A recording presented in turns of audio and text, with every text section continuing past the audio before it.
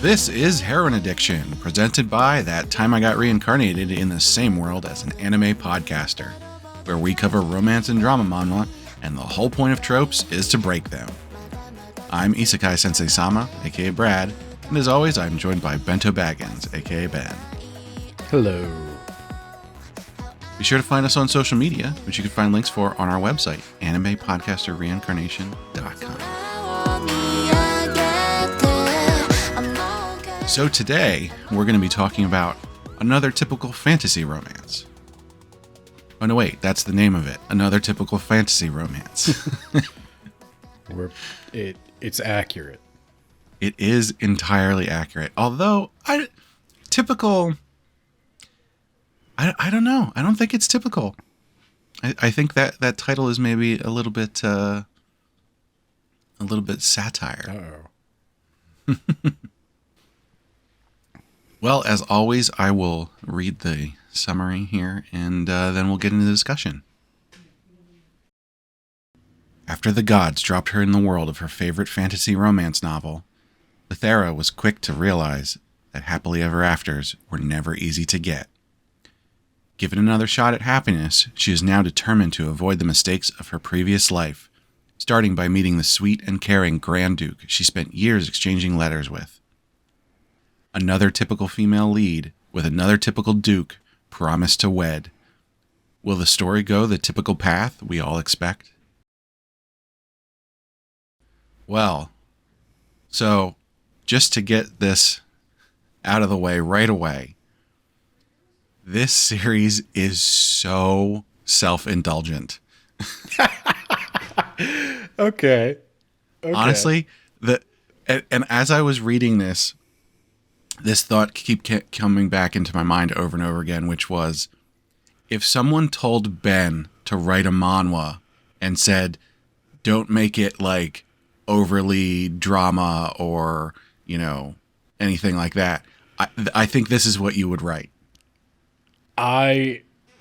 Okay. I wrote in my notes, like, this is peak webcomic. This is back in the 2000s. I loved webcomics. I drew webcomics. I think the thing I loved about them was just like there's a punk rock spirit about it where they're not good. Like, they're not classically good. And I would kind of, I don't want to offend anyone because I really like this. So I'll say that right off the bat.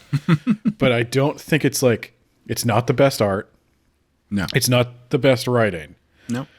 But there's just something, it's so much fun about it because there's like, you can tell, and from the author notes, she's writing it as she goes. She has a loose idea of what she wants to do. And isn't this written by a guy? I don't think so. Could be. That's what I got out of the author notes. Maybe. I don't know. I'm pretty sure. So the person who writes this calls themselves Wolhet. Wolhet. I'm not entirely sure how to pronounce that. But looking at the author notes chapter, it's drawn like a guy. It's drawn like a stick figure, so I was... Yeah, but, I mean, I didn't the know. hat and the hair and, like, is that a tie? Or, I don't know. It just strikes me as, masculine. Now that you say that, it's entirely possible that it's a woman. Not that it really matters, but... Either way, they describe their taste in men. Well, so do you.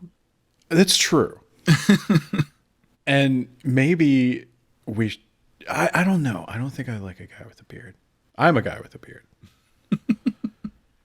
But anyway, so that's like the like where I was going is So it's not the best art, it's not the best writing, but it is like written as it goes, and it gets way too big, and there's way too much lore, and it doesn't matter. And I just want to see where it goes. And they could keep writing this forever, and I'd keep reading it, because they do the whole fantasy romance trope where, yeah, she's reincarnated, and yeah, she's got to marry the Grand Duke, and there's all this political scheming and stuff, and there's a subversion of that right off the bat where it's like, okay, I'm a person who's read a lot of fantasy romance, especially fantasy romance manhwa. It's very like into the genre. It, like most webcomics, it utilizes a ton of references that will immediately alienate anyone who is not deep in a specific subculture. Yeah, and that was the whole time I was like, oh, this isn't going to get a recommendation strength of 5, because like, no, as much as like it's just a really good series, and like you could recommend it to someone who's not a genre fan, there's too much in here that is just like, I mean, I'm going to probably use this word a lot. It lampshades the hell out of everything. They are like, here's a manhwa. They just right in your face. They're like, here's a manhwa trope, and here's the subversion of the manhwa trope, and we're going to literally tell you that this is a subversion of the manhwa trope. Well, and I think that's part of the fun of it, because the author is very clearly like, I'm stumbling over my words. I think what I want to say is, so many of these manhwa, almost all of them, are based on a web novel. So the manhwa is always an adaptation. They always have a blueprint to follow. They have a plan. And I won't say that the writing is tight, but there's not a lot of like surprises. Everything's worked out beforehand. They don't like randomly go in a different direction based on feedback, unless the web novel did, but then they clean up the web novels. So it's always this kind of refined product by the time it gets to the manhwa stage. I should say, on that note, there are a lot of series based off of web novels where when they are adapting it to a manhwa, they will make changes, and sometimes significant ones that like actually affect the story. Although generally the sort of end goal is still the same. But like, yeah, I see this in spoilers all the time, because so many people in the manhwa community will go read the web novel first and then come back to read the manhwa, and then they'll leave spoilers and stuff, and they're always like, oh, in the web novel such and such happened, but here they're changing it and they're doing this instead. And I've seen that like enough times to go like, apparently this is just a thing that they do to just change things. But even then it feels like a decision. Like, this feels really loose. Like, yeah. And in a good way. Like, it's something that the writer artist really wants to make. Well, and that's an important thing from the author's note, which I thought was, I read the whole thing because I was like, this is actually really interesting. This is the first manhwa that this author has ever written. They worked for like a comic company before, but they weren't like they weren't author. A creator. They were like right in the staff. And they just did some stuff on their own, and like put it up on their Twitter or whatever. And they actually started writing this series and putting it up on Twitter, and got a contract with Pocket Comics from that on their Twitter. And so like, this is their first professional manhwa. And honestly, like, that's really, really impressive. This is so good. And it's their first one.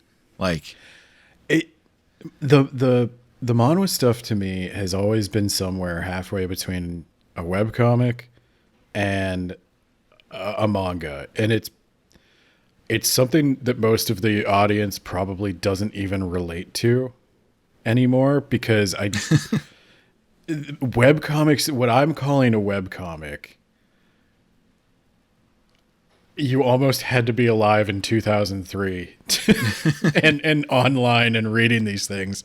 Do you know what I'm talking about? I used to read, you know what? That's probably where this started. I used to read so many webcomics.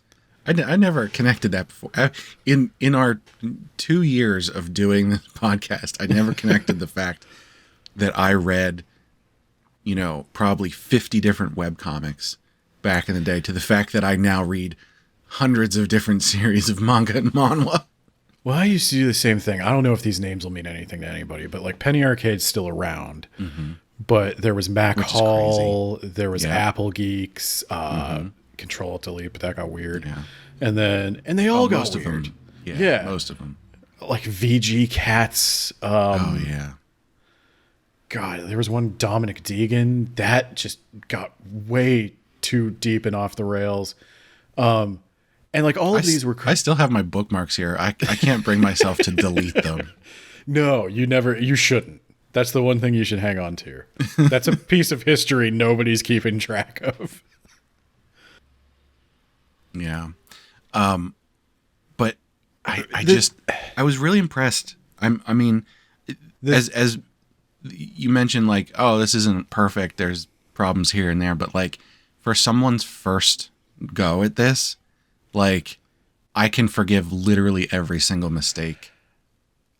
And I think I've mentioned this like before on every podcast, but like I like punk rock and I like hyper pop and anything where it's like somebody making something in their bedroom with no gatekeepers and like self-taught. And I there's just something about like the pure expression of that. And so there's just a certain something I can't quite put my finger on with this one, where they're doing exactly what they want to do, and it is one person's unique vision.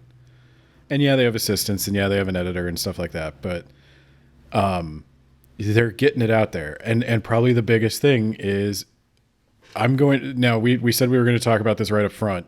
We don't know how to say the names because they sound kind of Spanish, but like, is he Pellis or Payas? Yeah. Or Payas? There's other names that don't make sense if you don't say them in a Spanish kind of way. Would that be what's the term for that? I don't know what the term for the double L is. Yeah. But like one of the characters is named Javier, and like that name doesn't make sense as Javier, right? Yeah, we know he's not Javier, but is it Manila or Monia? And I think it's Monia, but for some reason I said Pellis because she calls him Pell, and I kept reading it as. Yeah, it doesn't make sense to be Payas, and then her nickname for him is Pell. So, yeah, if anybody, come on our Discord and let us know how to actually say these names.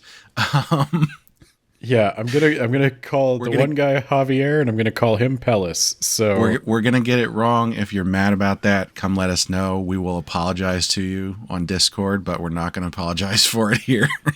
Yeah, in Pennsylvania, everybody's gonna call that guy Pellis. That's all I can say. But so Pellis is the male lead, and he is, and we'll talk about this, ugly, I guess. In terms of Asian beauty standards, yes. He has a beard, and he's insulted for having a beard. And I was, until I got to like the author note, I was like, you know what? I'm going to defend Pellis here. Like, I think he's an attractive man. I think that beard works for him. And then the author was like, I drew Pellis this way because that's my taste in men. And I was like, all right, you know what? All right, you're okay. I'm back in. But he's also covered in scars, which is not beautiful, I guess. Even though, I don't know, I feel like if you're as jacked as Pellis and you're a big fighty man and you got scars, somebody's into that. So a while back, this guy posted on Reddit on like a skincare subreddit, and it got, highly upvoted. So I saw this, and it was this guy who sort of looks like me, a big guy with a beard, mostly bald kind of thing going on. And he had a big scar over his eye. And he was like, hey, skincare, what can I do to take care of this scar that I don't like here? And I saw this post, and I immediately was like, what are you doing? That's awesome. That is the coolest looking scar. Why would you want to get rid of it? And I went in the comments on that post, and there were plenty of people saying, hey, your scar's awesome. You don't have to get rid of it. But if you want to, here's what you can do. Yeah. Everybody was very supportive of, like, no one was like, don't you dare get rid of that. But also like, hey, you don't need to. We think it's cool. And then months later, there was a follow-up post of after he was doing stuff to it, and it was mostly gone. You could barely even tell it was there. And I saw that, and I was like, oh, that's too bad. And good for him that he took care of that, because he didn't like it on himself. Yeah, I could see that. But reading those comments, having a cool scar on your face is hot. So just putting that out there. And eventually, like, the whole Pellis is ugly thing, he's obviously not. The author obviously does not think he is ugly. They think he is attractive. Yeah. So that's not a big deal. I just thought it was funny when they were like, oh my God, he's so hideous. And he's like this, he's perfect hair, perfect beard. Like, well, and apparently, as popular as the series is, also a lot of other people think he's hot. So attractive, like, a lot of things are attractive regardless of culture once you look at them for a couple seconds. Yeah. But and am I the only one in the world here who finds, like, beautiful people suspicious? I think that's fair. Like, you can't trust them, right? Yeah, like, why are they talking to me? What do you want? Right. Yeah. Like, beautiful people generally get what they want and have an easier time. That's like a scientifically proven phenomena. Yeah. And so, yeah, I agree. I find beautiful people difficult to trust because, you always get what you want. You've got to have some kind of ulterior motives here, right? I could never do a podcast with a beautiful person. Thanks. Yeah. No. But my beard is beautiful. I'm not necessarily beautiful. So the first subversion is that Pellis is ugly. The second subversion is that, you know what? We're going to do an emotionally intelligent relationship where both people are adults and they just tell each other what they're thinking. And we're not going to have any misunderstandings that no. They do misunderstandings, but they only last for like half a chapter at most. Yeah, because they realize, oh, we're having one of those misunderstandings that always happens in the book, and I'm not going to let this turn into a big thing. Yeah. I'm going to talk about my feelings. Which is like, I mean, honestly, that's probably my favorite thing about this entire series, because one of the things that drives me the most crazy in a lot of these other series, I'm into drama, right? But like, when you do a misunderstanding and then you drag it out for 6, 7, 8, 15 chapters, it's like, what are you doing? It's frustrating. Yeah. And that's not an emotion I look for in entertainment. Frustration is not necessarily drama. Yeah. Yeah. I have to say, like, I got to go back on the, just an episode ago on Heroine Addiction, I said that I understand why people portray problematic stuff in romance, because a healthy relationship is just not fun to watch. And you guys countered me with another typical fantasy romance, which is like a sickeningly healthy relationship. Yes and no. I would say that this isn't quite as entertaining as a bad relationship, right? I don't know. I think they did it right. So another thing that I promised I would bring up was around the time I started reading this, we were doing a Christmas thing on Words About Books where we covered I think they called it a sweet. Didn't you say clean? Yeah, clean, sweet, closed door romance. And there's a whole subgenre of romance novels. I don't know if it's the same in manhwa, called clean, where different authors handle it differently, I understand, but basically no sex.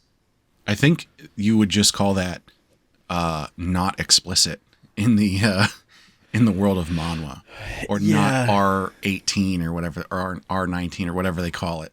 Well, and that's why there was kind of like a weird, and I could be wrong because I haven't read a ton of it, and I was talking to some people about it, and there's different books do different things, but it seemed like there was like a weird, very specific morality about relationships that is portrayed in the clean romance, and it's basically no sex before marriage is what they're getting at.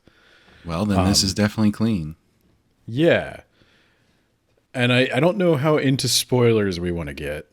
Well, we should, I mean, there's a couple clear things to get out of the way, which is the main thing being that Lethera is a double Isekai protagonist. So she's from Korea.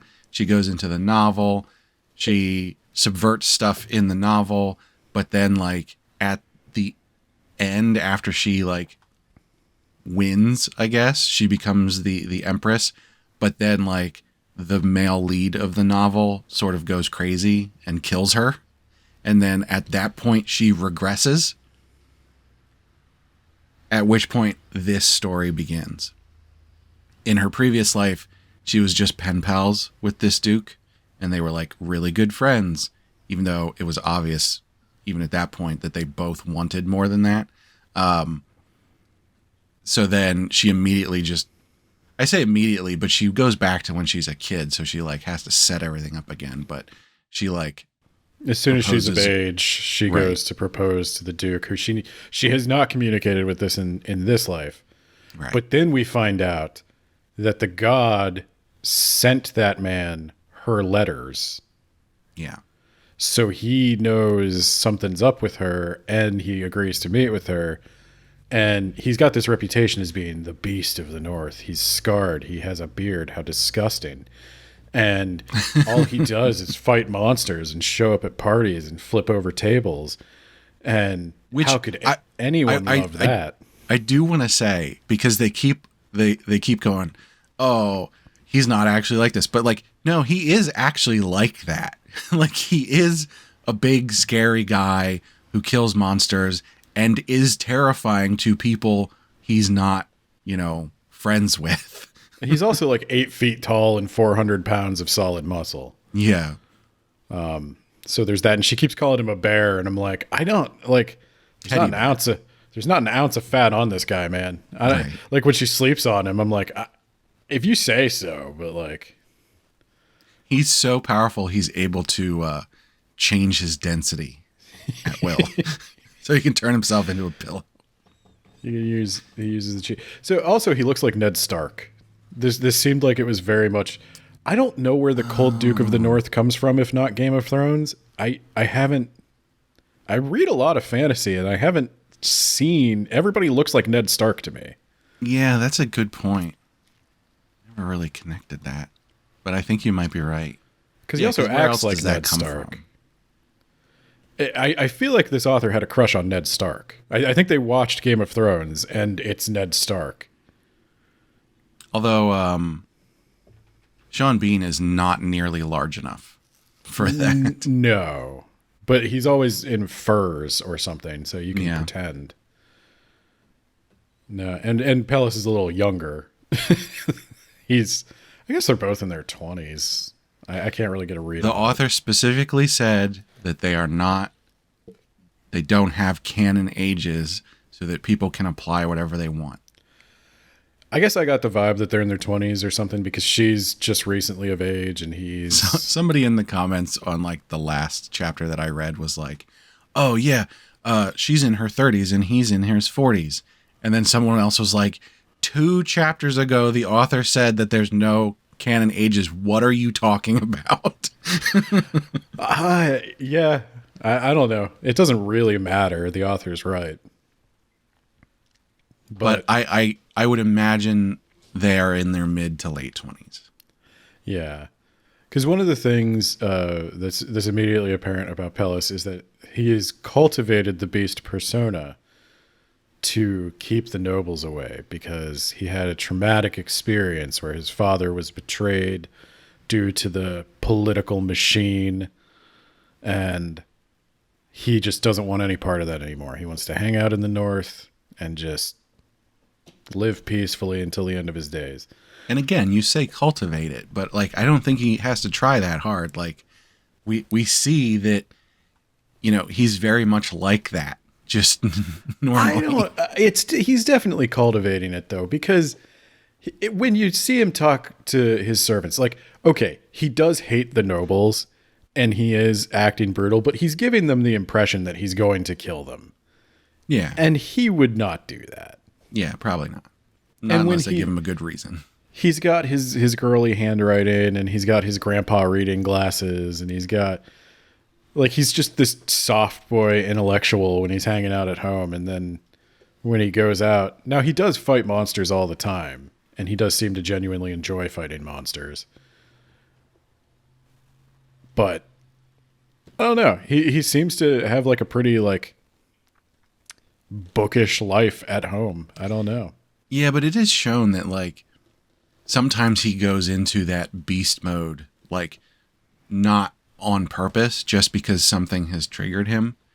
And as we get into the series, it's mostly, you know, someone saying something rude about his wife, but like that does exist beyond just, oh, this is a persona that I'm putting on. I don't want to, yeah, I that is true. I don't want to get too into spoilers because there's some stuff you haven't read. This is the rare Heroine Addiction where I read everything that's out. All right, so we'll get this out of the way. I started reading this fairly late, especially compared to you, Ben, who started reading it before the poll was even closed. And so I only got through the first season and a couple chapters into season 2. The main reason for that is because for whatever reason, I can't really binge like I used to just a few short years ago. And while I really liked this series, there was no point that sort of like sucked me in so much that I just blew through like 30 chapters all at once. But I was reading a solid, 20 chapters a day at some point. I did get sucked in because I have this thing for, I don't know how to describe it other than something very simple that has way too much lore. My favorite band is Ghost. I love Lord of the Rings. It's my favorite book. I just like, and you talk about self-indulgent. It's incredibly self-indulgent because really the main story the author set out to tell is kind of told by the end of season 1.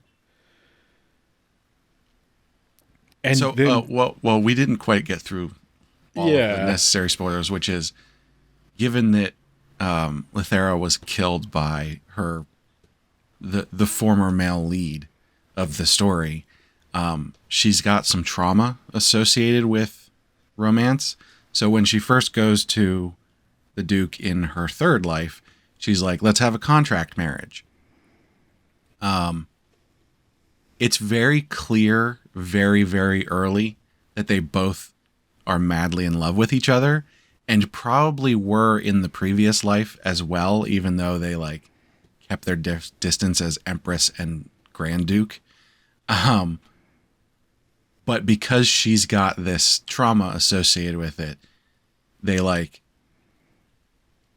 the proper term for it would be keep each other at arm's length, even though that's not what they're doing. They're fairly intimate.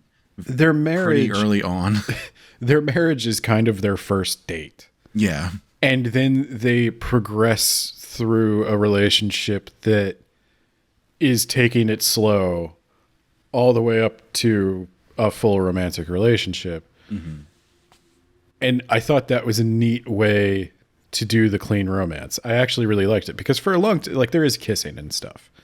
They do eventually progress that far where they're not lying. They don't have any denial about their feelings, which is refreshing because that is a particular trope that I don't really enjoy, is when somebody just can't process like, oh, well, he would never feel that way about me. This is, I mean, it's basically the Who am antithesis of dense female lead syndrome. Yeah. That is my least favorite trope, is like, I am only the most beautiful, smartest, richest, most powerful woman in the world. Who could love me? I hate that. If that's your least favorite trope, then you're in the wrong line of work here. I know. For me, the story doesn't start until we've progressed beyond that. The first 60 chapters of some of these series are killing me. I could get by if they spend a lot of time scheming with the maids. I can handle that. But yeah, fortunately for this, we haven't read My BFF is a Tyrant, have we? No. That's currently 94 chapters in, and they're only just now going, yeah, obviously he likes me. I remember it hurt because I think we started, or pretty close to started, with Author of My Own Destiny, and that was a big one.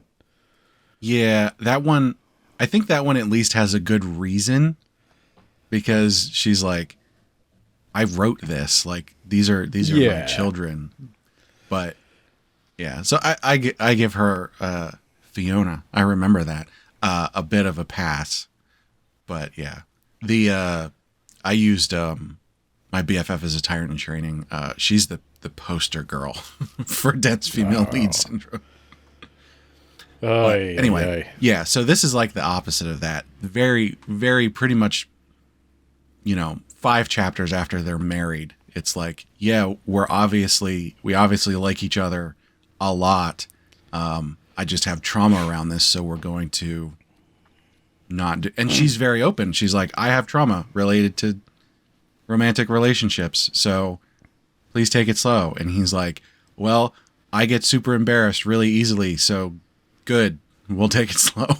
Yeah, we'll just take some time to get used to each other. We'll hang out. And for her, she's like, they gave her the trauma, and I think that was probably a good decision for the storytelling, because they needed a reason for her to slow down.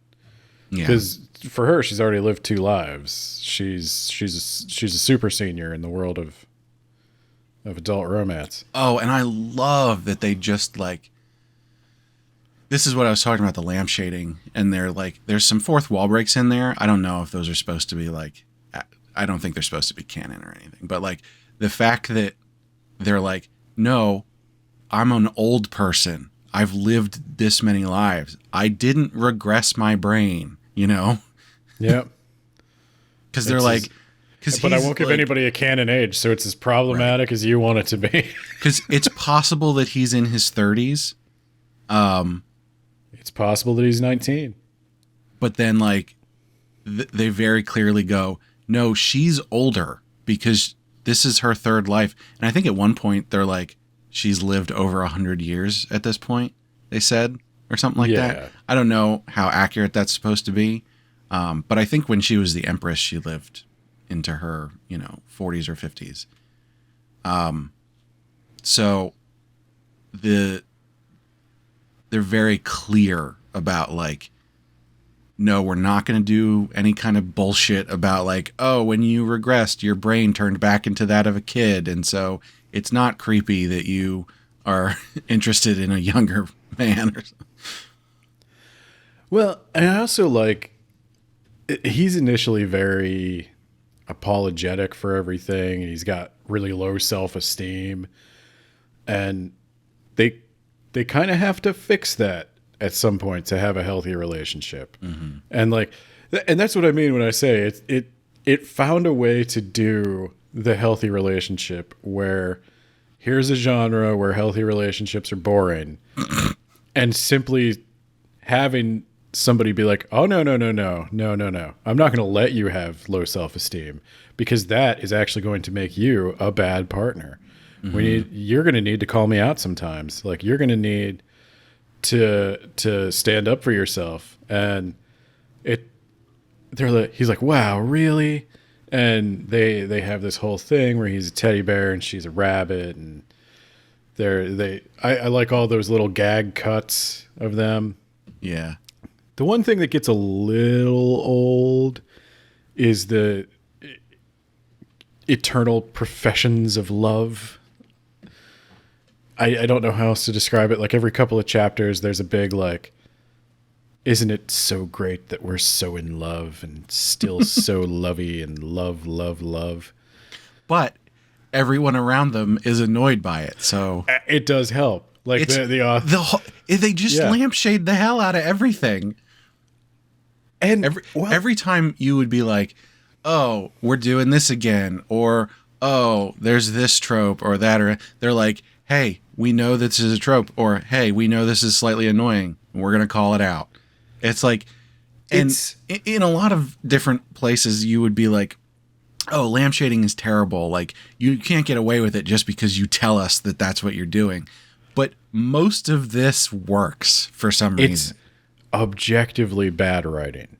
But it comes from such an honest place of being fed up with not seeing that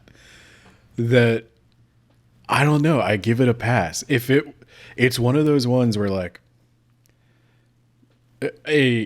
one of the problems with like old punk bands is, you know, either they burn out or eventually they become just a little too skilled to do punk anymore because somebody who actually really knows how to play the guitar, just hitting 3 power chords, you can't make it sound honest. Like you can't. Is it punk to make millions of dollars? Well, you can just tell the difference between a kid who's doing that because that is just the only way they have to express what they're feeling right now, and somebody who's doing that to like mimic that rawness. And because it's just too skilled, they're just putting it together too well. It doesn't, the rough edges are what makes it good. And I think that's what's happening here is like this. I would say the rough edges in the writing are definitely something that makes this feel more real. And I think the thing about this, you know, saying, oh, the writing in this at times is objectively bad. I think a lot of the lampshading that's done here is not necessarily a bad thing, because most of the times when it happens, the situations that it's happening in feel organic. Like this is a thing that would happen. Nothing got shoehorned into this to create this situation. It flowed organically. And so the lampshading that we're doing is a thing that the character would do. So short of like the fourth wall breaks, this is the way that this character would respond to this situation. And so while it could be, you know, objectively bad writing, it doesn't feel wrong, so to speak. Well, I would say there is a point at which less would be more. Like there are scenes where something has happened, and it's especially egregious when you're reading it all at once. Like I read 90 chapters pretty quickly. So it's like when Lithera is saying for what to me is the 20th time in an hour, I just love this man so much. She's just thinking that in her internal monologue. And it's like, you could show that just on her face. You don't need that word bubble. You could just throw that out. There's a tendency to overwrite. I will say that I think that's part of the reason why I didn't glide through this as easily, because I felt like the chapters were sort of long and like a bit heavy in terms of like having to read things. And I think thinking back on it, I think you're probably right about like there was a bunch of stuff in there that didn't need to be written out. Like we could have just had a panel or two of art and moved on. And I think that would have made the reading experience easier. It's overwritten in a way that to me shows that the author is not confident that you're getting their message. And then there is, at the end of season 2, there's another author's note where they write something like, a bunch of people were commenting that Lithera was bad for divorcing the crown prince. How could she divorce a man who loved her so much? Oh my God. And the author was like, oh, maybe I was too subtle. And it's like, no, you're fine. You're right. He displayed enough behavior that it was good to break up. But I guess a bunch of people had a reading of that she just ditched him for her pen pal. I think it was very clear. It was like the first chapter where it was like, he is the worst kind of yandere. Like, that's not the kind of person you keep around. There's a lot of people that like that. I think there's also a lot of people who do not have good reading comprehension. Well, I think there's a combination of, there's people that are into that, and there's people that maybe did not read it as well. But also, the author needs to, if it were their second or third series, I doubt those comments would have gotten to them. But because it's their first series, they wonder if it's their writing. Was I too subtle? Did I not make it obvious enough that he is a bad person?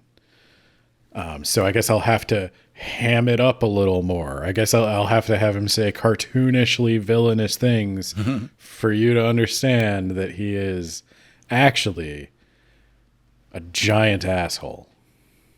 Speaking of which, given that the author continues to read all of these comments and everything, I hope they hear this. I hope they really enjoy the fact that there's two large bearded men talking about how much they like their series. It would be cool. I if you know them, send it out to them, I guess. But I don't know. Like the writing, it is a little over the top, for sure. But again, I like it because I know it's not coming from a place of like arrogance.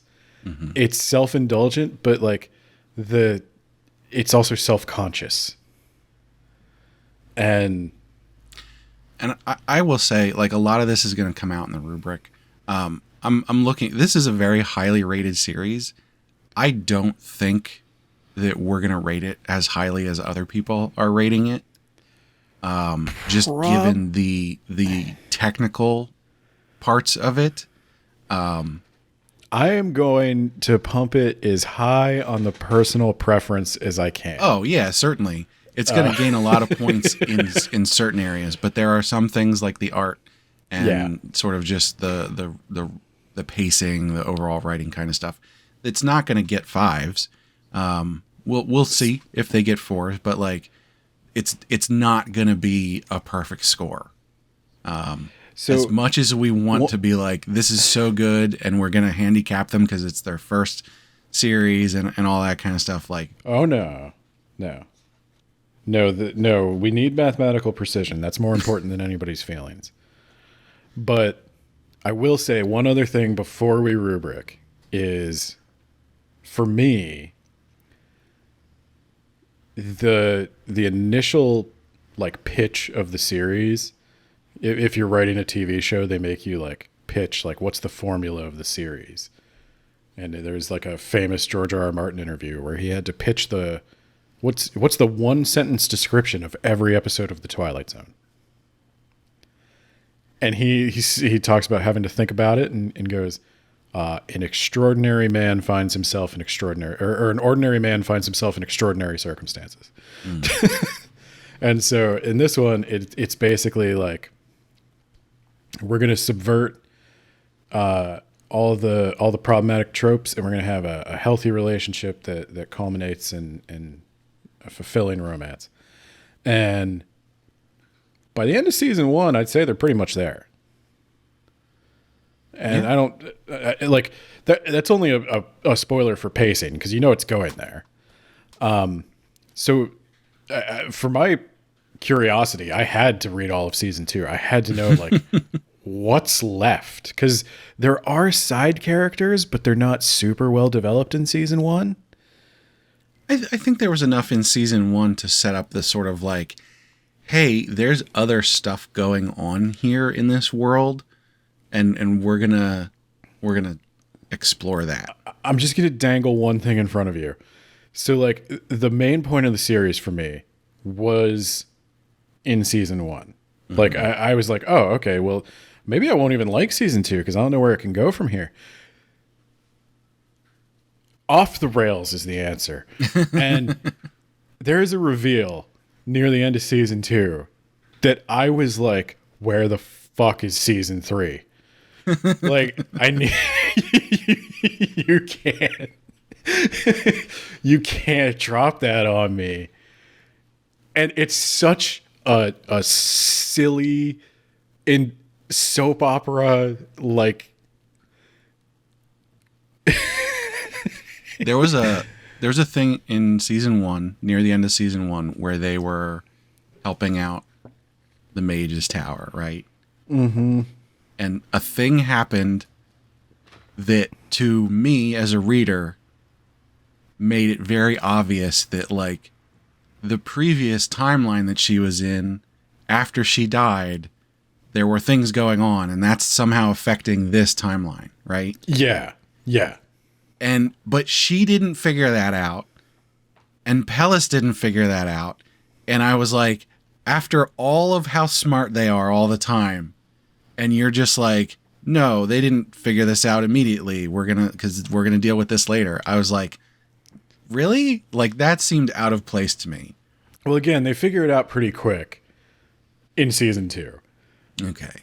And then it goes a little further than that. And I'm like, oh shit, that's such like they managed to put the drama back in, and I won't give a spoiler because this is honestly like, you can see it coming. It's pretty easy to predict, but it was just enough of a surprise that I was like, oh fuck, when it happened. Like, that was my actual reaction. It was like, oh no, what are they gonna do? And it took me back to that like webcomic thing where it's like, you know, these webcomics you're reading are just stupid amateur nonsense. But like, if this ever comes out in book form, if it's already out, let me know. I haven't looked for it. I'm gonna buy it. Yeah, I don't see anything about it getting released. I don't know who publishes these things in book form, but I need a hardcover of another typical fantasy romance.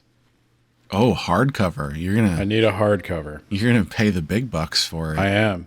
I will pay $20 to $30 per volume.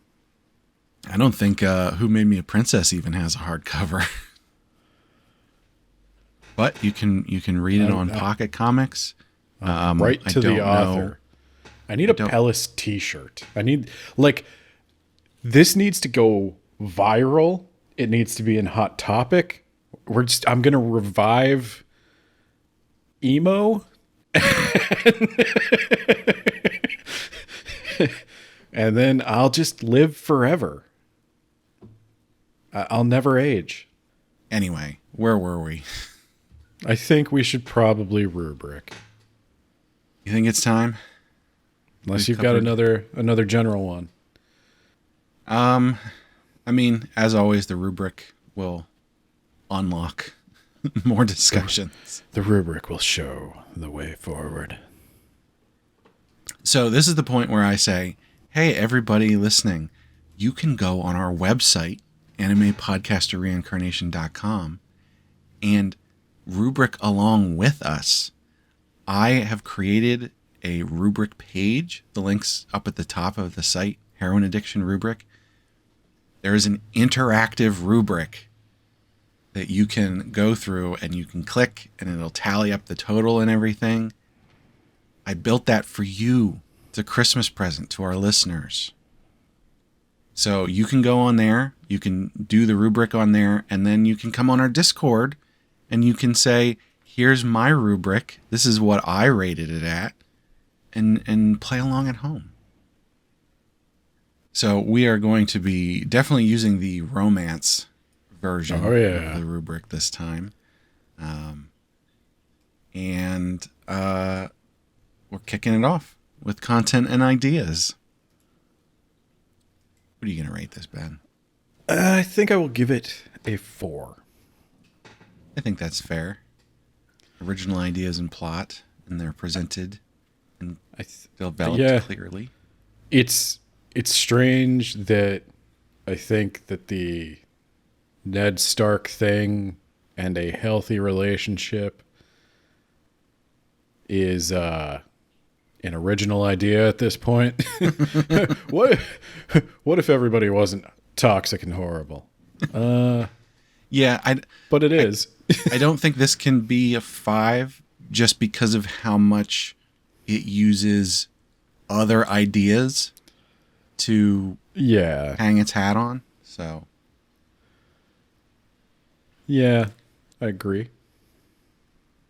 But yeah, I mean the things that it does do are done well. Both of the main characters get satisfying, character development. I think I'll probably keep reading this one on my own if you remind me when season 3 comes out, because I'm not going to remember to check. But the originality really picks up towards the end of season 2. That's when I think it really starts to go full old school webcomic. Like, all right, we're just playing a solo D&D now. We're just gonna figure out where this quest chain goes. This is one, like you're saying, like we would probably want to come back to this and re-rubric it later. I don't know if we'll get to the end of this series, because given what they were talking about, where they want to continue with it, this could be going on for many years. Like every good webcomic, they have no idea where it's going to end. Yeah. And who knows if I sort of doubt that we'll still be doing this in 5 years, but who knows? I've been doing words about books for 5 years. Is it 5 now? We started recording in 2019. It was the end of 2019. Yeah, but it's been... So it won't be 5 years until the end of 2024.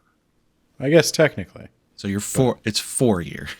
4-ish. But we did it for 5 years. We'll be doing it unless one of us dies. But, well, I wouldn't... Unless I die. I wouldn't... Don't tell him I said that. Don't tell him I said that. You can put it out there. I can see Nate doing something like that. So My dream for this series, for this particular comic, is it continues to grow bigger and bigger until it collapses under its own weight and fizzles out of existence. becomes a manhwa black hole. Yes. That is what I want. Just every time a new trope comes up in other manhwa, it just gets sucked into this series. I don't even know if they're doing tropes at this point. Like, I think it finally had its own thing, which I love. So, Well, the first season is full of tropes. So. I'm hyping season 2 so hard. If you're into I did start it. I liked the first couple chapters were pretty good. I'm gonna keep reading this, much more so than other series that I'm sort of in the middle of. This one is definitely at the top of my continue reading this in the middle of it list. There is, if this ever had an anime, there's a plot point in season 2 that I could put to like a new metal song in an anime music video. It was so, it's like that Vegeta sound effect from Team 4-Star of like, it's so fucking cool. the Broly one. Yeah. Broly's power is maximum. He's so fucking cool. Broly is the devil. Oh my god. He's so fucking cool.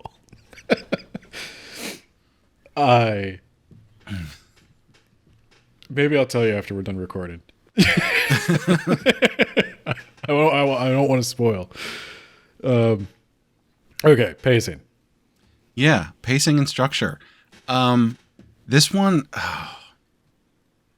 I don't know, because when I was in the middle of season 1, I was like, I'm not sure if the pacing in this is very good, because like they don't really draw things out in the moment, but the overall sort of goal of the first season was very drawn out.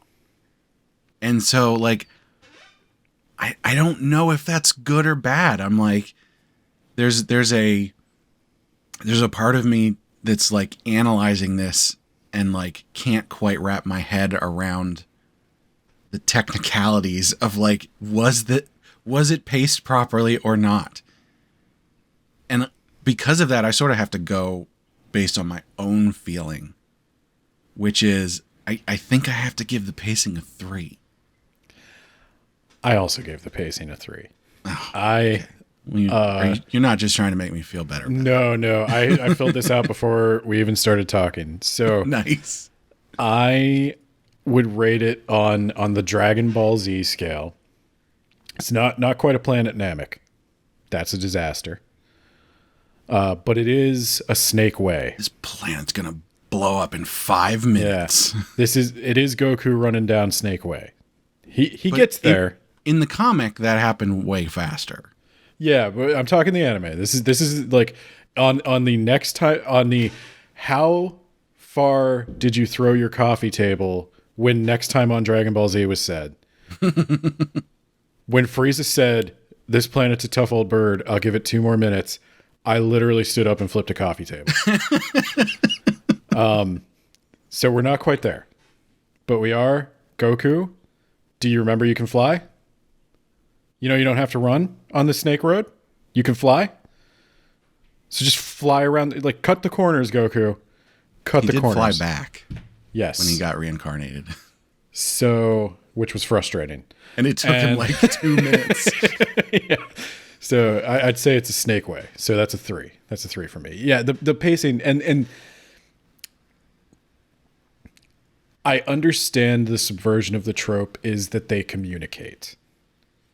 That the communication is important, but there's a lot of moments, and the especially egregious ones are when they're thinking to themselves long text bubbles of emotions that are clearly written on their face. Yeah. It's a comic book. Let it be a comic book. So the pacing's a little,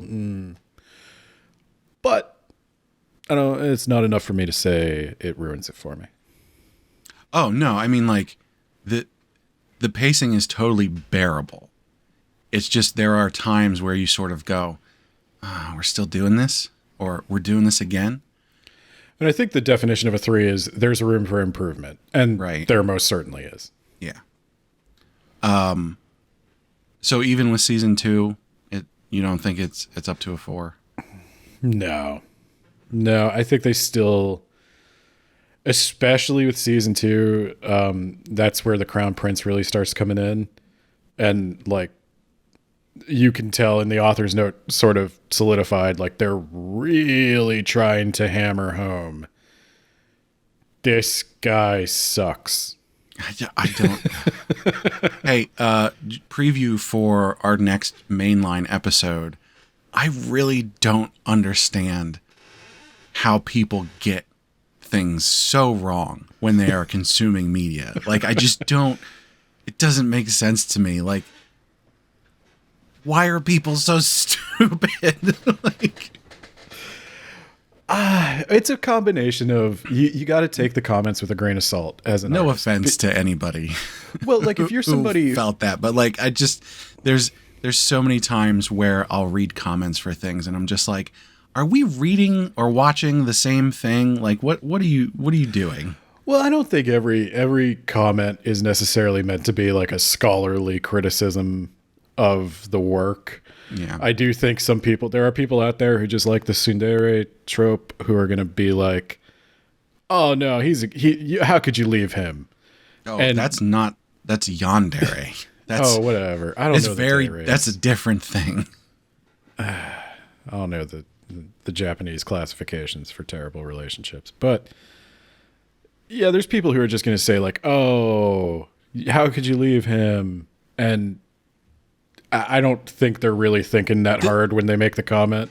The author literally set up a thing where like the Pellis is also like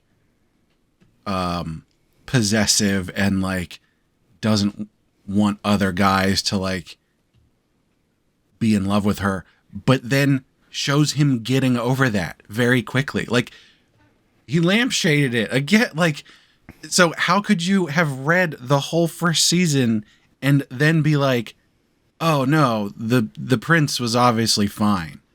It's like, no, we literally spelled it out for you. Like, here's your example of how you can be possessive, but then also not be overbearing, you know? There is a challenge coming up with the Crown Prince, and I think this maybe goes to characters a little bit, but the downside of really hammering home what a terrible person he is like, how in God's name did Lithera fall for him in the first place? Yeah, right. In the original world, or the second to original world. I think they sort of explain that a bit. Where, so first of all, he's pretty. He's classically beautiful, right? Mm-hmm. But then they also show Lithera thinking about it and going like, yeah, in my first life, you know, I did all this stuff and I was trying to like complete the story, but like even better than in the novel. And so like he's the male lead, and so I'm gonna go with him. And my understanding is that in the original story, he didn't come across as yandere. And so in her first life, she didn't figure that out until he basically just got in her face about it. At which point she immediately kicked him out. And so like, I get it. So let's talk about the characters. Yeah. I'm going with a 4 on this. I also went with a 4. God damn, this rubric is so good. I think that, like, well, first of all, Lithera and Pellis have very developed and satisfying arcs with each other on their own. Like, there's a lot of good stuff going on here. Some of the side characters have some good relationship bonding and growth and stuff like that. They in season 1 they started with this like there's another prince who could potentially be put on the throne, and there's some political stuff going on there, and I think that the way that they're developing him is good, and then her Lithera's relationship with Manila and Kartha and like all this stuff going on. But those other side characters could have more screen time to get more.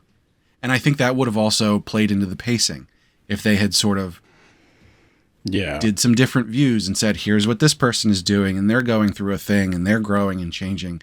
Like that could have made the pacing better, and also then the characters. And so both pacing and characters would have gotten bumped up one had that happened. That's the exact same criticism and praise I have. Is it gets a 4 because this really is a story about Lithera and Pellis, and they are solidly developed. But every side character gets no love at all, hardly, in season 1. Mm-hmm. And only starts to get the ball rolling in season 2. And they introduce a lot of tantalizing side characters. They're all kind of interesting. Like Kartha Weathers, who I keep calling Carl Weathers, and that's what I first thought when I read it.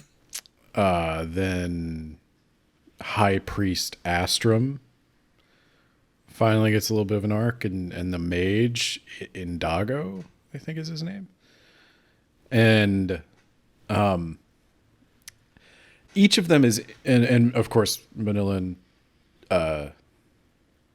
Javier, they're all introduced, and they all get like a couple of chapters of development, but it kind of felt like checking boxes. Like, got to introduce these characters I had ideas for. And then I think that's the downside of not having the story pre-written for you. You can't really make decisions about where to position certain things in the text when you're writing it week to week. You kind of just got to go with whatever you were able to get done. And I do. So I think, what did we say? Manila or Mania? I think it's probably Mania, but we're going to go with Manila. Okay. Just I think to be consistent. I think she's probably the most well-developed of the side characters. And to that end, I think she probably gets the most screen time of the side characters. I also feel like she's probably the third most important character, so that also makes sense. If they had given the other characters, 75, 90% of the screen time that she got, I feel like the pacing and character development for those side characters would have been better. One of the interesting things is the author talks about in the note at the end of season 2 that they didn't have a clear plan for Nikki's backstory. And Nikki was one of the characters I was most curious about. I figured you would be. Because I like the maid. Yeah. And she's like an emo maid too. Yes. I love Nikki's character design. I was and then she can also fight, because like everybody in the North can fight. And of course she has 2 daggers, reverse gripped. I love it.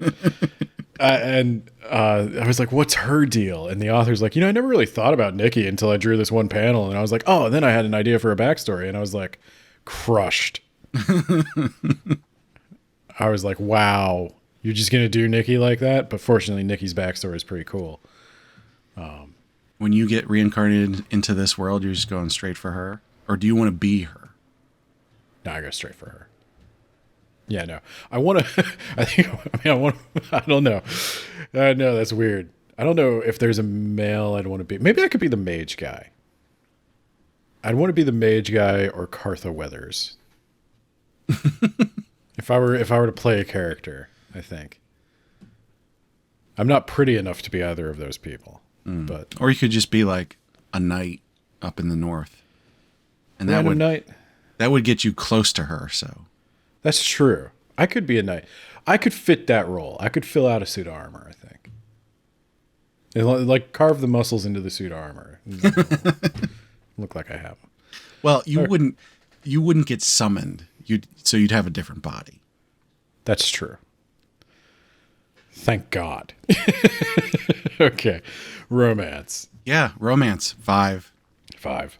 5. Yeah. No question. It If feels this isn't so a good. 5, what is? Yeah. Right. It's like, this is anybody who has ever had any kind of trauma related to a relationship needs to read this series, because it's so healthy and fulfilling. Yeah, it's like 5 out of 5 hashtag goals. I don't know what to, like, Right? they do everything right, and it's not, They're not perfect to start with, so Yes. it's not like boring or anything like that. They grow through it, but at the same time, they're both adults who know how to communicate.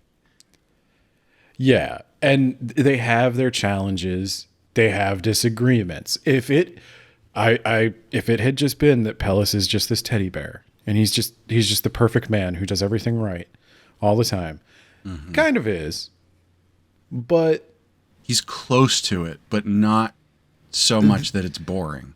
he's able to disagree with her, and he has his teddy bear qualities are even pointed out. Like you say lampshade, but in this case I think it worked out where his teddy bear qualities are kind of exposed for like what they are, which is, yeah, you're a nice guy, but you know what, you can't just abdicate any responsibility for your life Yeah. by always deferring to me.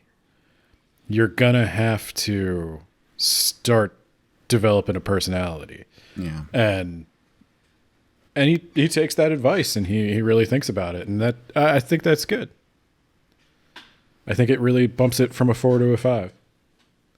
Yeah, and like there were multiple moments where I teared up. Like I'm not someone who's gonna be like, I'm stoic. You know, I've talked about it before. There are plenty of things I've read in these manhwa that have made me cry. And like one of the things that gets to me is a really good, wholesome romance when like you finally get that point where the two characters come together and there's a fulfilling connection that they have. It brings me to tears, and like those are happy tears. But then, you know, sometimes they're sad tears, but like in this case, multiple times while reading this, the romance made me tear up. And like, if that's not a 5, I don't know what is. It hit me right in the feels, yo. No, this one stuck with me, and I knew, like, I totally understand struggling to get through season 1. I understand anybody who doesn't like this. They're really valid criticisms, but I don't know, it just stuck with me. There's so many memorable panels. I've been posting screenshots of my journey in the Discord, and they do manage to make like even the taking it slow bits, like they make them sexy. Like it feels, there's a thing that comes up a lot in action manga and movies and stuff like that, where a fight is only as interesting as the emotional struggle of the characters in the fight. Like a fight is never really about the fight. Like there's a reason a UFC match doesn't necessarily hit you the same way as like a professional wrestling match. Yeah. And hey, make sure you're subscribed. There's an episode of Shonen Jumping the Gun that'll be coming up in a while that covers that perfectly. But in this case, I would say it's the same thing with like a kiss or a sex scene or something like that, where it's like it's extra. There's no sex scenes. This is not an R18. a love scene where it hits harder because you know all the emotions behind it. Yeah. Like there's motivations there, and it's not just like some erotic image or something. It's You say that though, I would totally read the R18 version of this. yeah. Well, the thing is, I mean, this is gonna come up in the next category. I don't really like the art, but it is hot. Like some of the stuff they do, like some of those kisses are just like, damn. Yeah, and it's not necessarily hot because like it's drawn in a provocative way. It's hot because you know of those the characters. the emotions that you feel. You can imagine how that kiss feels to them. Right. And in to give credit to the writing, considering how much credit we've been taking away from the writing centered around the romance, like the climax of that writing in their connection when they finally touch, hug, when they finally kiss, when they finally do other things, it's so satisfying that like I say climax, not necessarily orgasmic, but like it is a climax of that arc of the romance. Yeah, to the point where I was like, what the hell could they do for season 2? Like where could it go from here? That's the end. But no, it's I think it's a 5. So art competency. Let's get into that. I'll tell you it's a 3 from me. I'm between a 3 and a 4 on this. The reason being because, to be clear, the art in this is not great. I would hesitate to say not good because I think it's doing what it needs to. But there's enough sort of weirdness sprinkled throughout it that it's like so to me, to get a 5 in art competency, you have to be doing something where I go, I can't believe this is a manhwa, Mm-hmm.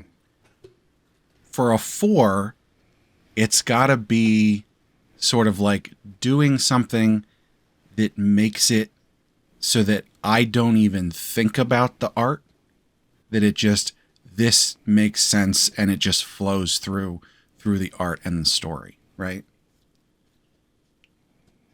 There were many, many times throughout this series where I wasn't thinking about the art. And so that sort of draws it towards a 4 to me. But there were also enough points where it made mistakes in the art that I was like, I don't know if I can bring this up. So my problem with the art, and art is really personal, and I don't want to be mean to the artist. I don't necessarily think there is a skill issue here. I think this artist is obviously capable of very good art. I think there was a little bit of a quality control issue where anatomy mistakes and perspective mistakes kept creeping in. Yeah. And it was, I will say, often on the more challenging poses. There were times where they went for something and it didn't quite work out. Like the shoulder is not in the right place. It's not attached to the rib cage or the collarbone.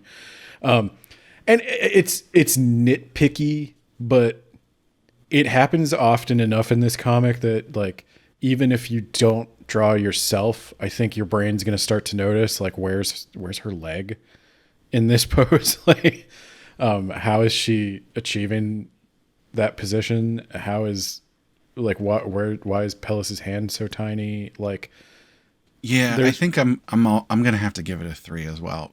And as you're describing those things, I think there's just too much that is sort of like off model and skewed weird. And, you know, to the author's credit, and they said this in their notes, like it's difficult because they have two characters that are wildly different sizes, and it's not necessarily unrealistic, but it is difficult to like put them in the same frame together. Like, how do you do that with two people who are like 2 feet? Pellis's hand is the size of her entire upper arm. Yeah. So that's a challenge. But also I did notice around chapter 70, I think, they add a line artist to the staff. Oh, really? And that helps. I think, like I said, I think it's a quality control thing. I think it's a pressed for time thing where if the artist had more time, they could go back and redraw. But it just comes to a point where like this thing still needs colored and you got to turn it in. And so maybe if we come back to this in a couple years, either when it's finished or there's like 2 or 3 more seasons and we re-rubric it, maybe we bump that up a lot. But again, I'm going to go back and say the rough edges are sometimes what makes it appealing. This comic is a raw expression of one person's vision, and one person has limited resources. Yeah. And I think if you sort of made a lot of these things perfect, you'd lose that punk rock quality. Yeah. But I also sort of think then that the general story that is going on here is just so refreshing and good that I don't know that it necessarily needs the punk rock quality. I'll put it this way. Check out any of the webcomics I mentioned. Look at the first comic and look at the last comic. Oh, Penny Arcade especially. Oh my God. It's like a completely different thing at this point. Yeah. So I trust that there may be a version of this in the future that just blows us away. Guess we'll have to find out. Speaking of being blown away, artistic flourish. I'm going to go with a 4. I'm also going to go with a 4. So the artistic flourish in this is really, really good. And I wanted to give this a 5 for artistic flourish. The problem is they go way too heavy on the flourishes to the point where it's detrimental. So like every single panel has like a background with, you know, flowers and filigree and all this stuff going on. And like the lighting is so good and they go so deep into that it's sometimes distracting. And if they had a lighter touch with it, I would have given this a 5 for artistic flourish. But like, you gotta slow down, because if you do like anything that's done well, but too much is not good. You're going to lose the qualities that make it so good. My wife was watching me read this because I was often like reading you read it. I was reading it on my phone in bed before I would go to sleep. And I did show her a couple of panels here and there because I showed everybody a couple of panels. And she actually asked me last night, are there any scenes in this comic that take place like against a background? Like in a building or in front of like a forest or something? And I said, yeah, there are. But that's when I noticed, like, I'm scrolling to try to show her an example, and nope, it's all dreamy. It's all looking at somebody romantically. It's all that is most hazy. There are plenty of times where like they're in the office or they're in a hallway or they're in a ballroom or whatever, and there are backgrounds, but a lot of the time you just get sort of an establishing shot background, and then it's just them staring longingly into each other's eyes for 7 panels in a row with just flower backgrounds. Yeah. I think that's the reason why it doesn't get a 5. So the reason why it gets a 4 is I do like the bunny and the bear stuff. I do like the gag shots of people being disgusted by their public displays of affection. Because like you said, it's sometimes the only thing that makes them tolerable. Yeah. They of course did there was a rainbow puke effect, which I noticed. I notice it every time now. Thank you, I don't Chainsaw think I Man. got to that yet. I like the monsters, to be perfectly honest. I did like the thing that they did where when the Duke goes into beast mode, it's drawn differently. Yeah. It's like sketched and stuff. I thought that was really interesting and good, and like it gains points for doing something like that. It isn't just, oh, he's the same exact character, but now he's sort of flying through the air with a sword in his hand. It's like, no, he's turning on this mode that he goes into when he fights. But also sometimes that happens when he's just talking to somebody, when he gets like pissed off about something. Yeah, for a comic that's so lovey-dovey, it does action scenes surprisingly well.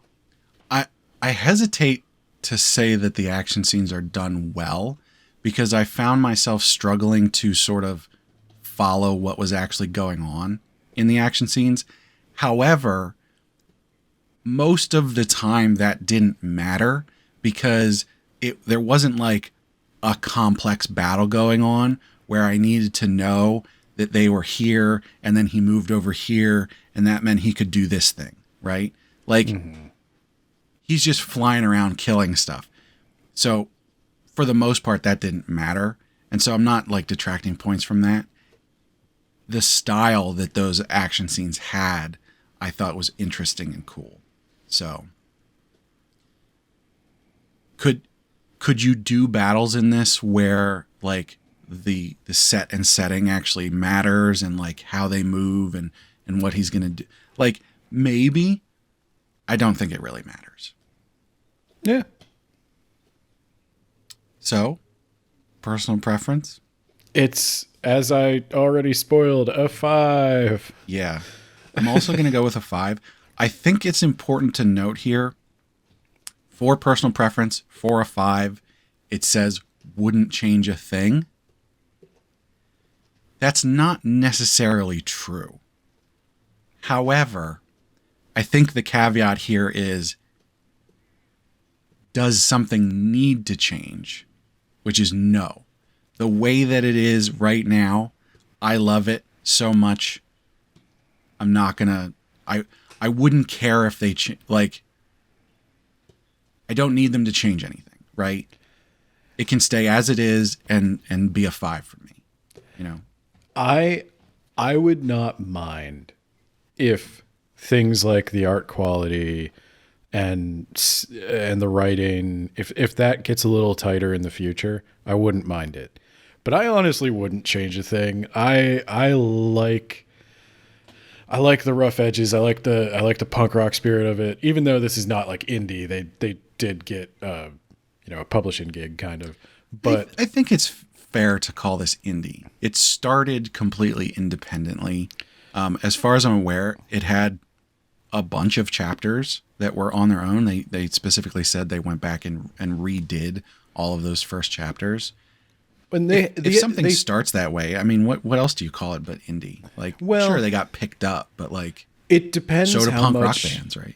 Like it depends. Yeah, with the punk rock band, it depends how much like the label does for you. Do they hire you a songwriter? Do they hire you a producer who's going to fix all your stuff? And in this case, I don't think that happened. I know there is an editor. They mention in author note 2 that they bounce ideas, especially for villain dialogue, off of the editor in season 2. And I think that's fine. I don't think it loses anything by having some help. But part of its charm is the rough edges. And there are just some things in this world that would be worse if they were better. and this is one. Like, I love that they had no idea what they were going to do with Nikki, and they still put her in there with that like under grip daggers and everything.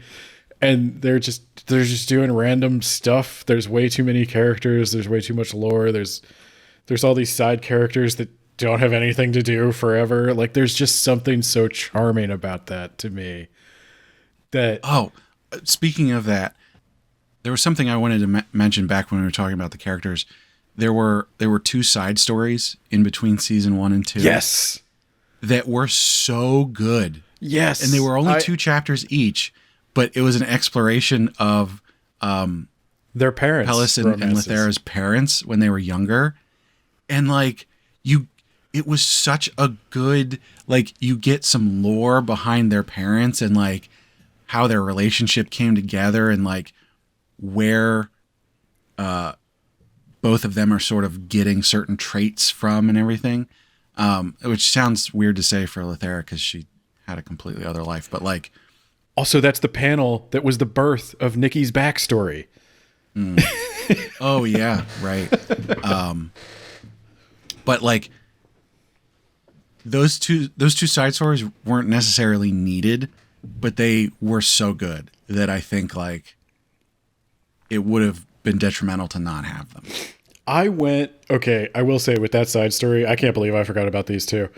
I went from hating her dad to loving her dad. Yeah. What a redemption for that guy. I don't think I hated him before.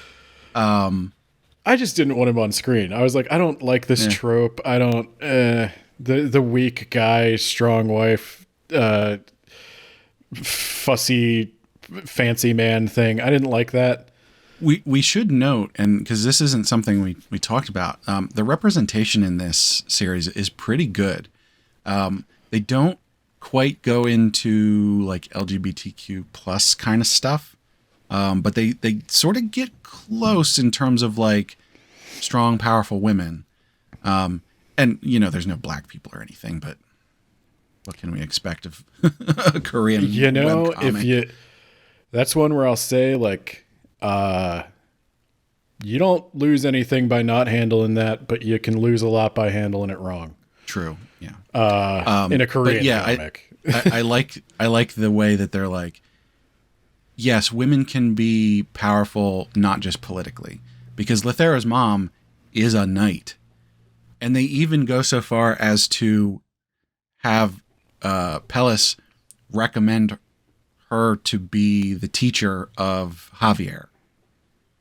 So, yeah, gender equality is just kind of a thing that's accepted, even though this is a world of princes and princesses. And yeah. Well, and of course, Lethera became the empress and kicked out the rightful successive heir, right? So yeah, and they make that make a lot of sense, though. The imperial family kind of disgraces themselves pretty hard. Yeah. But no, I think if the reason I wouldn't change a thing, if for example the art was really good, if the art was just top notch, that would make the writing stuff stand out like a sore thumb. Yeah, potentially. You'd sort of need to bring everything up together. Yeah, and that's why I like it's where this artist is in their artistic life. Everything about it it has that feel of like one person. Mm-hmm. And that's kind of what drew me to manga over American comics in the first place. And I know there is a staff on this now, like there is colors and stuff like that, but when the writer and the artist are kind of the same person, you just get a product that no other medium can really deliver. Yeah. All right, well, recommendation strength. I'm going to go with a 4. Yeah, 4. I would have loved to give this a 5 for recommendation strength because it's just so good, but there's just too much in here that if you're not a genre fan, it's not going to hit in the same way. No, if this had been the first or even second or third Otome Isekai I'd read, I would have thought it was just corny and lame and I I think there's still something you can get out of this as just a reader coming into this without knowledge of the tropes, but you would be missing quite a lot. I'll tell you what it would have looked like to me. It would have looked like Teen Titans. When Teen Titans would do like the anime face cuts. Yeah. And I was like, what if you just didn't though? Like you clearly, it feels weird. So like, if you're not really in on the jokes, it would just have this strange reference you don't get in the middle of. There were a bunch of points where when they were subverting a trope, they specifically called it out and said, this is a trope of romance novels and manhwa or whatever, and we're subverting it, like the lampshading. So I think a lot of those situations you do get context, but without having experienced those tropes for yourself previously, it doesn't have the same weight. Yeah. Well, and for me, I came in with a slight prejudice against webtoons. Okay. I didn't like the way they looked. And I didn't really, I'll just say, I think I've said before, I didn't have a ton of respect for like cell phone comics. I was like, oh, you mean coming into manhwa as a whole? Yeah. Okay, not. And not so if this was my first introduction, I don't think it would have gotten me over those biases. I think I needed something that was a little bit more like on the top end of the bell curve. But I think people that aren't as pretentious as you would have possible. All right. Well, unfortunately for everybody, the objective score for this is a solid 8 and not a 9. Is that what it has on the sites? Yeah, it's like 9.3 or something like that. Oh, golly. Yes, it's very, very highly rated. If I were rating it just based on how much I liked it, I'd be right there. Yeah, I mean, before we started doing the rubricing, I probably would have given this a 9. Yeah. It's not a 10, unfortunately. Although I'm sure lots and lots of people are giving it 10s, or 5 stars or whatever. But yeah, objectively, it's got room to grow, even though we like it quite a lot. This isn't my favorite series, but it's probably in the top 5. I don't know if I'd call it my favorite, but it was definitely a pleasant surprise. And everybody told me I would like this one, especially after the last one where I was like, oh, this is just so gross and I hate everybody. And they're like, no, don't worry, Ben, you need this. And it would have been refreshing no matter what, but that it was like the chef's kiss for me was really just like when the lore started getting really intense and edgy. And I was like, yes. Oh, I love it.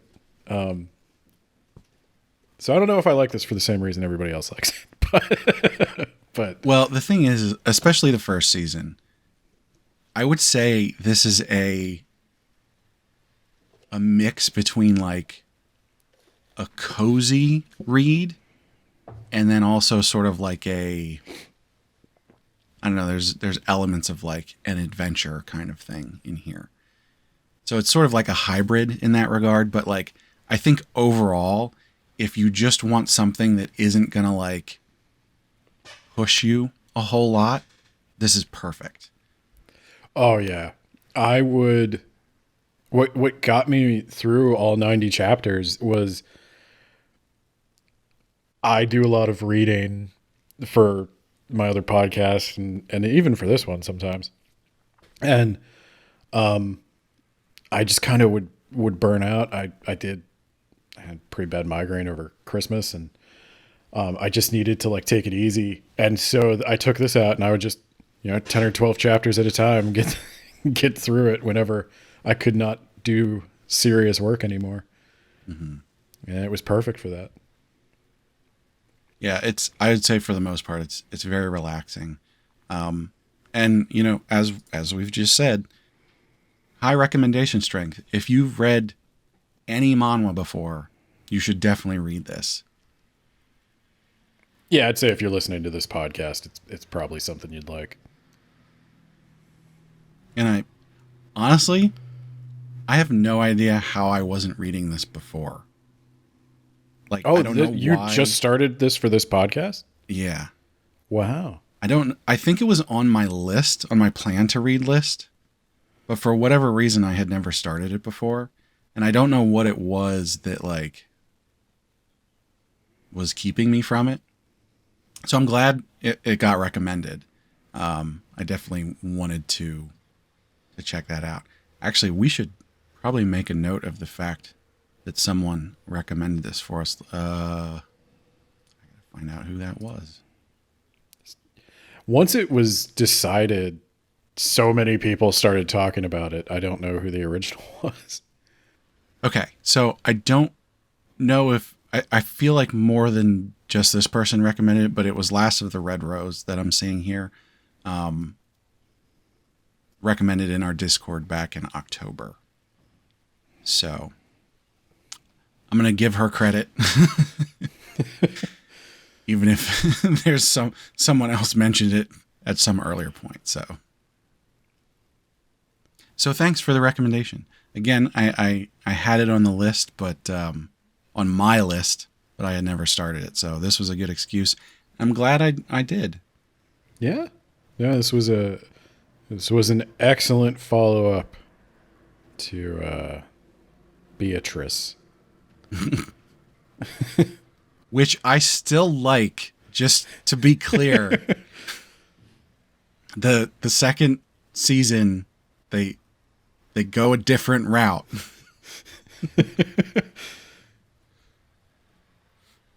All right. So now that we've got through that, we're going to be picking the next series. We're going to do something a little bit different. So for February, it'll be our Valentine's Day Heroine Addiction special. I'm actually just going to pick this one outright because we're going to be doing something a little different. So for our next episode, we're going to be doing Who Made Me a Princess? So Who Made Me a Princess is getting an anime.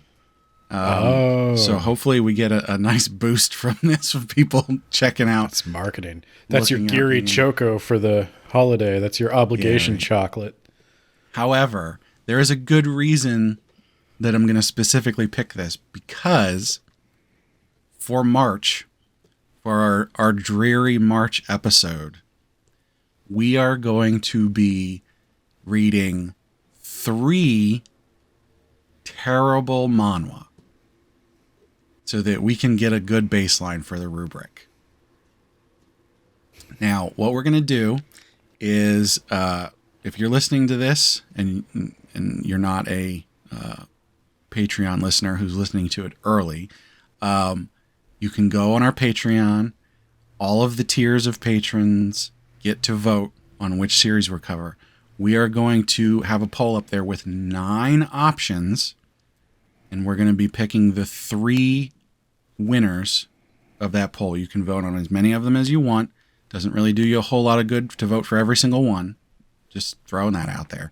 But you can vote on as many as you want. We're going to pick the 3 winners, and we're going to go through those 3 if we can actually get through them. And we are going to rubric the hell out of them. All right. So I'll just go through this. We got a couple recommendations. I asked for recommendations on the Otome Isekai Discord, and we got 5. We got 5 recommendations from there, and then there are 4 other ones that are on my list that I know are objectively terrible, but I still read. So first off, from Nekohime, Eileen's on Fire. And this one is rated at a 6.5. Next, we have On the Emperor's Lap, recommended by Space Hamster. That does sound bad. Yeah. This one is actually one that was on my list. I'm going to give credit to Space Hamster, though, because I actually haven't finished this one. It was so bad that I literally put it on the shelf and said, I will come back to this some other time. I love that that's the bar. It was so bad. Not so bad that I stopped reading it. So bad that I put it away for later. On the Emperor's Lap is rated 4.7. That is the worst rating on this list. I just got to say, if the entire story does not take place on the Emperor's Lap, I'm going to be really disappointed. I need this to be like a one room production where it's just we're trapped on the Emperor's Lap, and like it's not that bad. If she stands up, he explodes. Actually, I think that's how it ends.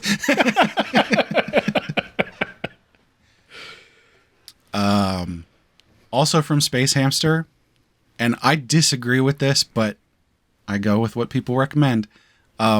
Post-possession damage control. Post-possession damage control is a fairly new series that I like.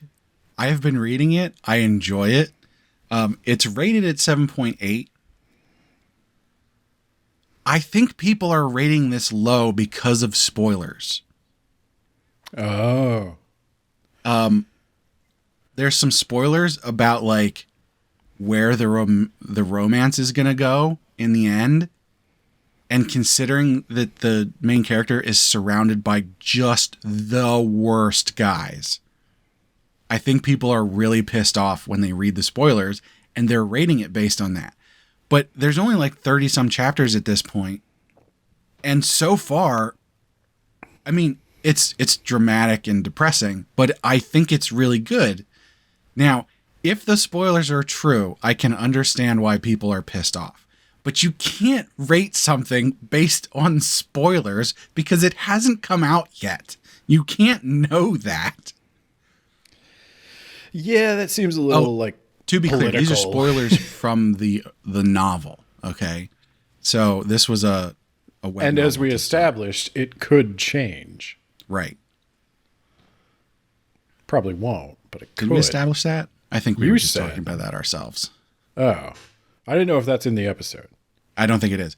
So to be clear, there's a bunch of times when a manhwa, which is an adaptation, people put spoilers and they're like, this thing is going to happen. And then like it doesn't happen in the manhwa because they've changed it. That happens plenty of times. So point is, I like that series. I don't necessarily want it on this list. If people pick it as one of the ones for us to read, I mean, I'll do it, but it's going to get rated higher than all the other ones. So next we have from Observer Status, Savor the Taste. Gross. That could be gross. This is a completed series. It's rated at 7.3. Which seems sort of high for what we're doing here. So I might, in the poll, I might sort of put like a little rating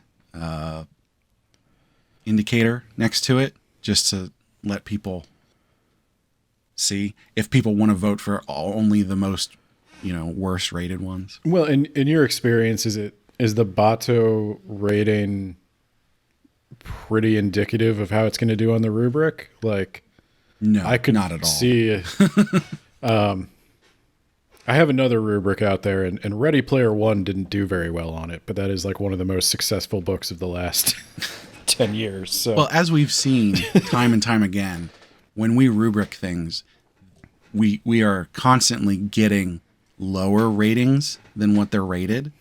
but we've also been covering things that are objectively good. And so like we can see that people rate things higher. I think that also follows the other direction, that if people hate something, they're going to rate it lower than it necessarily should be rated. Yeah, most ratings are either like the lowest or the highest. Right. And then so our last recommended here from Gwace, and I am saying that properly, is I didn't question. Zenith. And Zenith is rated at 7. I didn't like start looking at any of these, but this one actually looks like one I might enjoy. So, not that people shouldn't pick stuff that I'll like. I mean, there's the next 4 that we're going to go over are ones that I liked for some reason or another. I'm going to really date myself here, but like, does anybody remember when Zenith was like a brand of electronics? Oh, yeah. We had a Zenith television.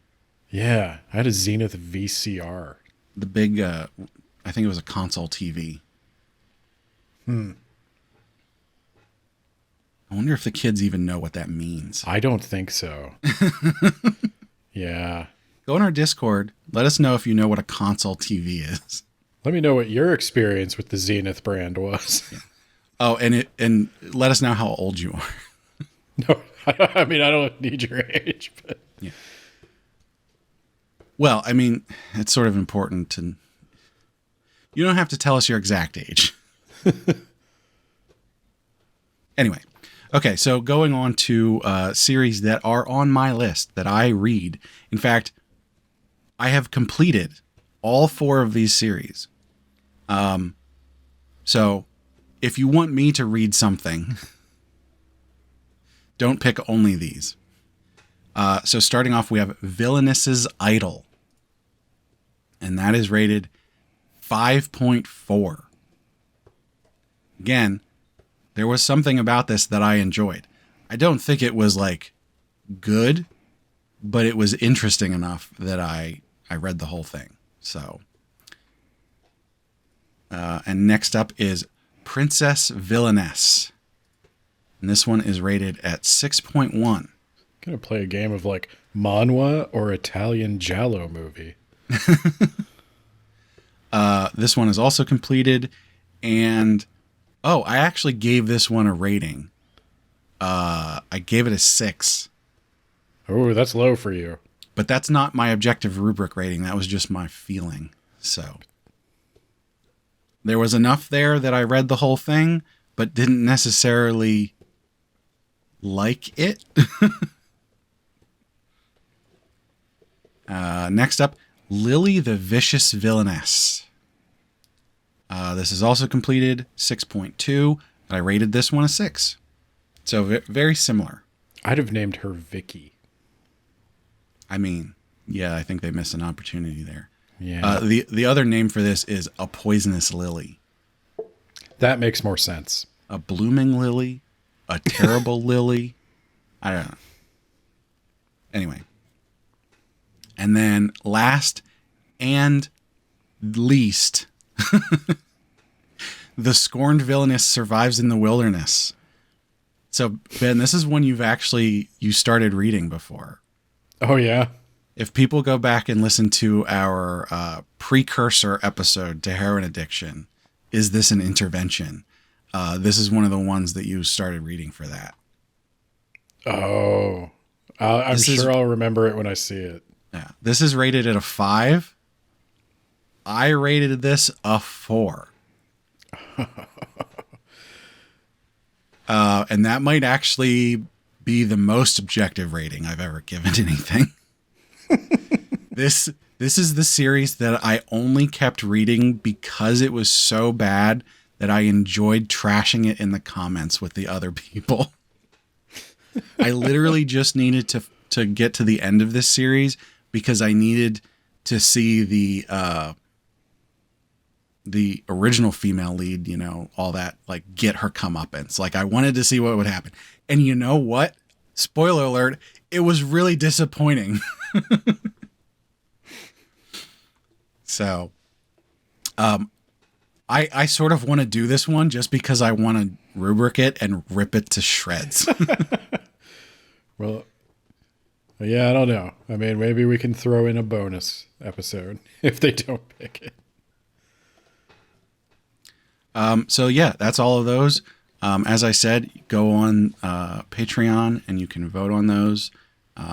Our lowest tier of patron is very affordable, and you get to vote. So I hope we do. We don't have a ton of patrons, so I'd like more people to vote on these. Just generally speaking, we're perfectly fine if you pick the low tier. That's perfectly cool. And you know what? You get a shout out on every episode if you do. So We could always do the Electoral College and the popular vote, where the popular vote can be in the Discord and it doesn't matter. the Discord vote counts as one vote. Yeah, we could do that. I can also see who votes on what. So we could do a thing where the higher tier patrons votes are weighted higher. Oh, no, that's a Nate idea. We don't have any noble or royal patrons yet. But, I mean, given the name of those patron tiers, it would make sense that they get more votes, right? Yeah. It would make sense that, well, unless it's one of those, like they're going bankrupt. Who knows?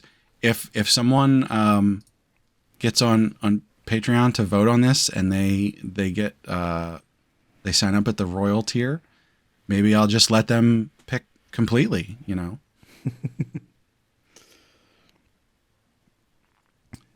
All right. Well, I think that'll do it for today. So thanks everybody for listening. We had a lot of fun with this one. And again, really good series. I hope people go and read it. If they're not, I know there's a couple people who need to pick this back up and continue reading it. So hopefully they get back into that. And as I said earlier, I hope the author listens to this. Yeah. If they understand English. That's, I wonder. I hope they do. You'll have to send them a Korean transcript. Yeah, right. As much as we've, talked about some of the things that this could do better, I think overall it's so good. And for a first work, it's so good. And I'm going to keep reading it. I'll probably catch up to this in the next couple of weeks. I'm going to be reading it like actively. So yeah, someone tell me when season 3 comes out and I'll pick it back up. Well, before we go, I want to thank Sugoi Mart for partnering with us. Sugoi Mart's a retailer of Japanese snacks, drinks, toys, and merch, and they got a lot of cool stuff you can't get outside Japan. You can check the link in the description or use code APR15 at checkout to get 15% off your first order, which also helps us out. And I will say, I want to thank everybody who has been using our coupon code. We've had a bunch of orders that people put through, and that does help us out. So thanks a lot. And of course, you can let us know what you think on social media, and then tell us if you have any series you want us to cover. You can check out our website, animepodcasterreincarnation.com, where you can leave comments about these podcast episodes and also find other posts and reviews. And as I've mentioned, we've got a Discord where you can chat with us. We love to hear from people, and the Heroine Addiction channel is one of the most active channels. So we really appreciate everybody who hangs out with us on Discord. And of course, check out our Patreon. Supporters get perks like getting to vote on the series that we cover, like I mentioned, which is very important for this the upcoming episodes. And you also get the high-quality stereo version of the podcast early. And of course, we'd love to hear what perks you'd like. We're constantly trying to do updates and stuff. I recently did a Hangout stream. I was playing Jedi Survivor. And so, come join us and we can have some fun. And of course, I got to shout out our patrons. Here's hoping the next episode we've got some more shout outs, but at our Reincarnator tier, we've got Cake Dwarf and Moon. And at our Merchant tier, we've got Kill Hour. And at our Commoner tier, we have Rena. So thanks so much to our patrons. And don't forget to check out the regular podcast, That Time I Got Reincarnated in the Same World as an Anime Podcaster. As I mentioned, our next main episode, we're going to be talking a little bit about complicated media. So that'll be a fun thing. So make sure you're subscribed for that. And, go on there, check out our last episode. We had our Christmas special where Kermit did some research and told us all about Christmas in Japan. It was a lot of fun. And of course, if you can't get enough of Ben talking about things, check out his other podcast, Words About Books. There's a recently released patron exclusive episode. You released it on the main feed. Oh yeah, it was. I was angling for that since it was first developed. I did find it interesting, like multiple times throughout the episode, where you were like, "Yeah, I really want to put this up on the main feed at some point." It's the only time you will ever. Well, I won't say only because he's got another book, but like I said a nice thing about Ernest Cline, and if you know me, you know that was hard for me. You got anything fun coming up? More books. Not this week. Well, probably by the time this comes out, the next episode will be The Hunger Games, which seems kind of in line with this audience. And yeah. This audience should definitely go back and listen to the Court of Thorn and Roses episodes. I like those ones. We're also going to be doing a new. We're going to call it a mini series, but it's going to be pretty long running. The episodes are just going to be shorter, where we go through The Hobbit and The Lord of the Rings chapter by chapter. And I tell you a bunch of stuff about Tolkien and Norse mythology, Anglo-Saxon mythology, and Old English. Now, those ones, you're going to release those individually on Patreon first, They're going to right? be on Patreon first, so you could sign up for the Patreon, I guess. I guess. Could support us, I guess. Yeah. They will eventually make their way onto the main feed, though. But if you want to get them when they come out, or if you want to get them as soon as they're done, basically, they'll be on Patreon. Yeah. Everybody should support you on Patreon.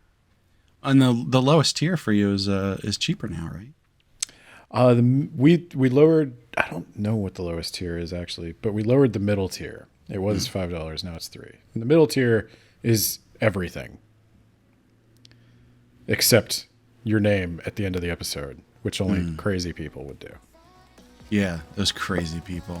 What's wrong with them? Well, thanks again for listening. We hope you had a good time. We did. Now, if you'll excuse me, I've got a finely aged manhwa waiting for me to guzzle it like a pledging sorority sister.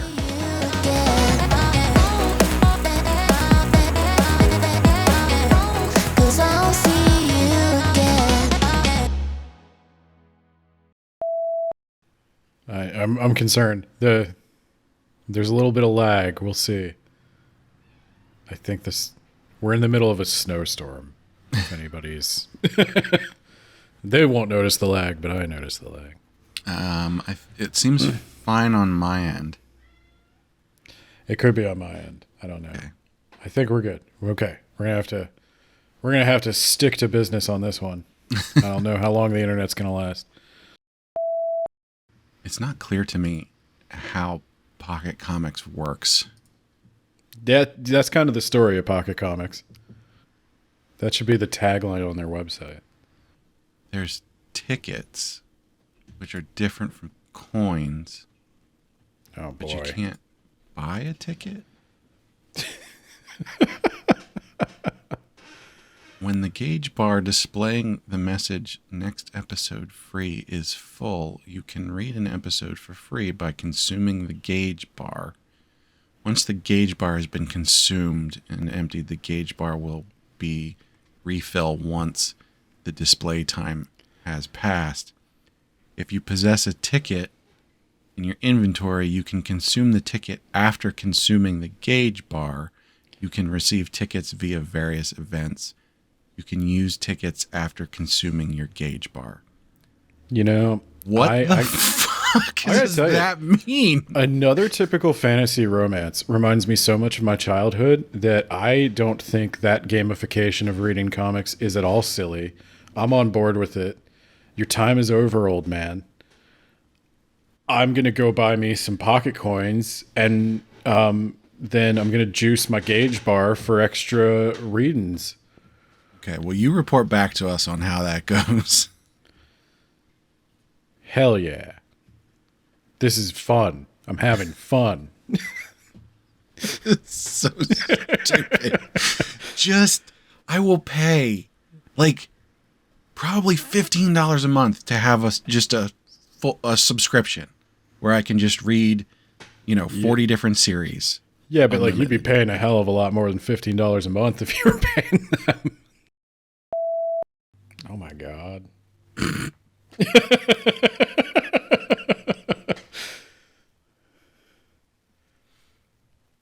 I figured I need to get into alcohol references. I'm quickly running out of drug references to make. I'll tell you what, I'm drinking a coffee right now that is supposed to be peppermint mocha. And it tastes exactly like a cigar I once bought at the Renaissance Fair. What? It's horrible. Was it a mint cigar? No. It whatever the mocha flavor is, it's mixing with the coffee beans and it just tastes like ash. That's weird. Cuz mocha is a well-established flavor and peppermint is a well-established flavor. Like, how do you get that wrong? Well, so they didn't put shots of there's no syrup in this. It's just coffee. So they put something in the coffee, like I guess a mint leaf or maybe a couple of cocoa beans or something. And that's it. So it's I don't think that's enough. No, it's not chocolate. It's not sweet. It tastes like cacao or something. And it's awful. Lovely.